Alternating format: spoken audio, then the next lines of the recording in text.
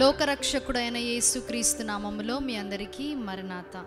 జీవాహారము అనే అనుదిన ఆధ్యాత్మిక కార్యక్రమానికి మీకు మా ప్రేమపూర్వక ఆహ్వానం. ఈరోజు వాక్యాన్ని బైబిల్ గ్రంథం నుంచి ధ్యానించుకుందాం. మత్తయి సువార్త 1వ అధ్యాయం 17వ వచనం. ఇట్లు అబ్రహాము మొదలుకొని దావీదు వరకు తరములన్నీ 14 తరములు. దావీదు మొదలుకొని యూదులు బబులోనుకు కొనిపోబడిన కాలము వరకు 14 తరములు. బబులోనుకు కొనిపోబడినది మొదలుకొని క్రీస్తు వరకు 14 తరములు. వాక్యంలో మనము చూచినట్లయితే యేసుక్రీస్తు ప్రభువారు జన్మించక ముందే ఆయన రక్షణ సంకల్పం అనేది ఆది నుంచి ఉంది. అలాగే పరిశుద్ధ ప్రవక్తల ద్వారా అది ప్రవచింపబడింది అని కూడా వాక్యం సెలవిస్తుంది. అయితే ఎన్నో ప్రవచనాలు ఉన్నప్పటికీ, మరి ఎన్నో తరములు గతించిపోయినప్పటికీ యేసుక్రీస్తు ప్రభువారి జననము ఆలస్యమైనట్టుగా వాక్యంలో మనము చూస్తాం. మనము చదువుకున్న రీతిగా మరి ఎన్నో తరములు యేసుక్రీస్తు ప్రభువారి ముందుగా ఉన్నాయి. ఎన్నో తరముల ముందు నుంచే ప్రవచనాలు అన్నీ కూడా ఉన్నాయి. కానీ సమయము వచ్చినప్పుడు దేవుడు వాటిని నెరవేర్చి ఉన్నాడు. లోకరక్షకుడుగా ఆయన జన్మించి ఉన్నాడు. ప్రజలను వారి పాపము నుంచి విడిపించడానికి ఆయన జన్మించి ఉన్నాడని వాక్యం సెలవిస్తుంది. వాగ్దానాలను దయచేసిన దేవుడు, దర్శనములను దయచేసిన దేవుడు అవి నెరవేర్చి ఉన్నాడు.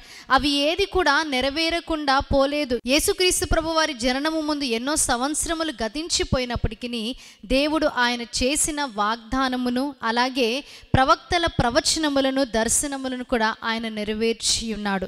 గలతీయులకు రాసిన పత్రిక 4వ అధ్యాయం 4వ వచనంలో మనము చూచినట్లయితే, అయితే కాలము పరిపూర్ణమైనప్పుడు దేవుడు తన కుమారుని పంపెను.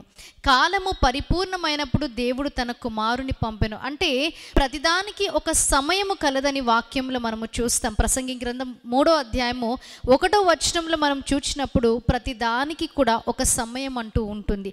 మన జీవితంలో కూడా ఎన్నో వాగ్దానములు, అలాగే ఎన్నో దర్శనములు, ఎన్నో ప్రవచనములు మనము కలిగి ఉన్నప్పుడు మరి ఇంకా అవి నెరవేరడము లేదు. ఏంటి, ఇన్ని సంవత్సరములు నా జీవితంలో గతించిపోతున్నాయి కదా, ఇంకా ఆ నెరవేర్పు అనేది నేను చూడడం లేదు ఏంటి అని నీవు అనుకొనవచ్చు. కానీ దేవుడు వాగ్దానము చేసిన దేవుడు తప్పక వాటి నెరవేర్చే దేవుడుగా ఉన్నాడు.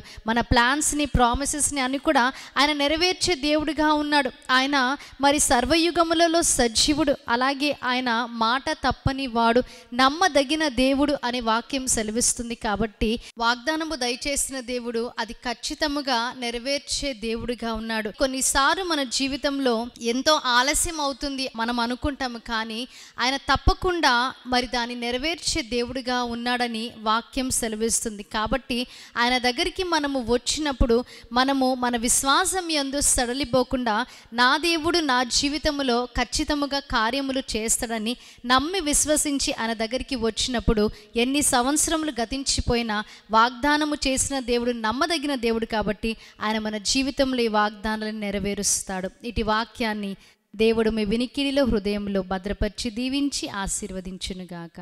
ఆమేన్. ప్రార్థన చేసుకుందాం. మహాగణుడవు, మహోన్నతుడవు, పరిశుద్ధుడా మా దేవా, మా రక్షక, మీకు స్తుతులు, స్తోత్రాలు, వందనాలు తండ్రి. వాగ్దానాలను నెరవేర్చిన దేవా, మా కొరకు రక్షకుడుగా ఉద్భవించిన దేవా, మీకు స్తుతులు. ఈ వాక్యాన్ని తండ్రి ఉదయకాల సమయమున ఎందరైతే విన్నారో విన్న వాక్యాన్ని వారి హృదయంలో మీరు భద్రపరచండి దేవా. ఆలస్యం అవుతుందని మరి వారు అనుకొనకుండా దేవా, వారి జీవితంలో మీరు ఖచ్చితంగా కార్యము చేస్తారని వాక్యం ద్వారా మీరు మాతో మాట్లాడి ఉన్నారు. అందును బట్టి మీకు స్తుతులు, స్తోత్రాలు. యేసుక్రీస్తు నామములో అడిగి వేడుకుంటున్నాం ప్రియ పరలోకపు తండ్రి. ఆమేన్. మరణాత. దేవుడు మనందరినీ దీవించి ఆశీర్వదించును గాక.